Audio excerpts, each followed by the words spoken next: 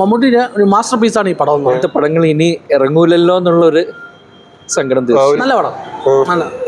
നേരത്തെ തിയേറ്ററിൽ കാണാൻ സാധിച്ചില്ല, അതുകൊണ്ടാണ് സ്കൂളിൽ പഠിക്കുമ്പോഴാണ് ഇറങ്ങിയത്. നേരത്തെ തിയേറ്ററിൽ കാണാൻ സാധിച്ചില്ല, അതുകൊണ്ടാണ് ഇപ്പോഴും വന്ന് കണ്ടത്. നല്ല നല്ല നല്ല നല്ല നല്ല 4K അറ്റ്മോസ്ഫിയറിൽ നല്ല നല്ല പിക്ചറൈസേഷൻ, നല്ല നല്ല നല്ല നല്ല തിരക്കഥ.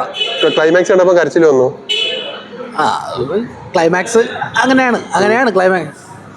നമുക്കിപ്പോഴൊരു വിങ്ങളോടെ കണ്ടു തീർക്കാൻ പറ്റും. അല്ല, മമ്മൂട്ടിയുടെ ഒരു മാസ്റ്റർ പീസാണ് ഈ പടം. ജനിക്കുന്നതിനൊക്കെ വർഷങ്ങൾക്ക് മുന്നേ ഇറങ്ങിയ പടമല്ലേ. ക്വാളിറ്റി ഒക്കെ എങ്ങനെയുണ്ട്? ക്വാളിറ്റി കുഴപ്പമില്ല, അതിനകത്ത് ഫസ്റ്റ് കാണിക്കുന്നുണ്ട്. ക്വാളിറ്റി പ്രശ്നമുണ്ട്, കുഴപ്പമില്ല. ഒരു എക്സ്പീരിയൻസ്. കണ്ടപ്പം വിഷമമായോ ക്ലൈമാക്സ് കണ്ടപ്പോൾ? പിന്നെ ഞാൻ കുറച്ചങ്ങനെ കണ്ടിട്ടുള്ളത്.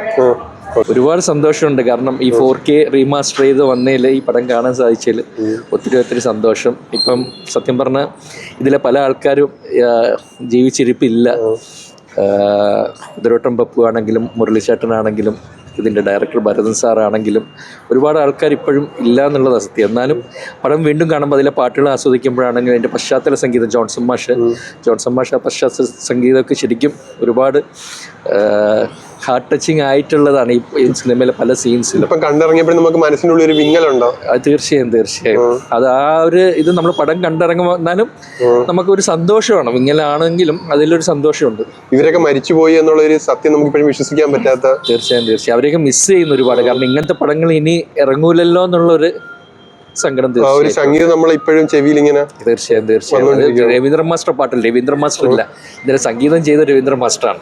ഹൈദരാബാദ് സാറുണ്ട്, രവീന്ദ്ര മാസ്റ്റർ വികാരനൗകയായ ആ പാട്ടാണെങ്കിലും പടം തുടങ്ങുമ്പോഴും ഒക്കെ ഉള്ള എല്ലാ പാട്ടുകളും മമ്മൂട്ടിയുടെ ഒരു പക്ക മാസ്റ്റർ പീസ് ആണ് തന്നെ. തീർച്ചയായും മമ്മൂട്ടിന്റെ അഭിനയം ഗംഭീര അഭിനയമില്ല, പറയേണ്ട കാര്യമില്ല.